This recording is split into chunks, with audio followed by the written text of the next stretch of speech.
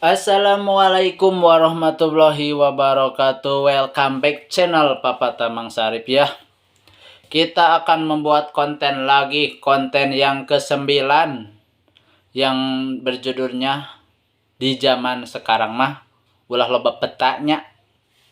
Langsung saja yang ke-9 kontennya. Bismillahirrohmanirrohim.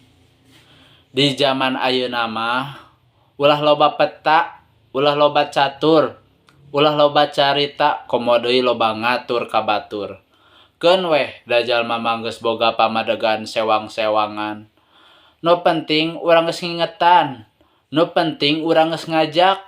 Ditarima syukur alhamdulillah, teu ditarima wasyukurillah. Nu penting naon anu geus ditepikeun ku urang, tayalian pikeun kahadean. Ulah nepi ka aya paksaan, nu akhirna baris nimbulkeun pacengcogan jeung pacengkadan. Ingat, urang teh sadulur kabeh oge, ngan eta cenah peda loba beda dina pamendegan. Keun wae da perbedaan eta teh geus diatur ku Gusti Allah. Lamun urang nu hirup di alam dunya kabeh sapamadegan, moal rame jeung moal kanyahoan mana nu bener mana nu salah, mana nu halal jeung mana nu haram. Sanajan diri urang bener, ulah boga rasa pangbenerna. Sanajan diri urang pinter, ulah boga rasa pangpinterna, nu akhirna baris nimbulkeun ka manehna. Salian kudu bisa ngingetan atawa ngelingan ka batur, diri urang oge kudu bisa narima pangingat atawa pangeling ti batur. Ulah ditingali saha jeung naon pangkatna nun nyarita. Tapi kudu ditingali, didenge, diregepkeun, diolah, dirasa, jeung dipilah dina ati sanubari sakabeh ucapanana.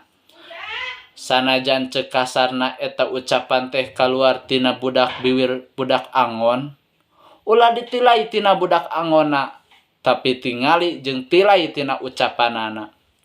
Sanajan ucapan kaluar ti jalma-jalma anu kasebut geuning boga titel jeung pangkat, ari teu saluyu mah lantaran nu diucapkeun jeung dipilampah, ulah dituturkeun. Cukup sekian ya dari saya, Papatah yang ke-9, konten yang ke-9. Kalau ada waktu lagi kita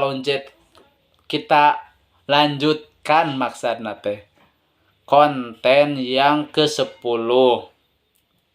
Terima kasih yang sudah menonton. Assalamualaikum warahmatullahi wabarakatuh.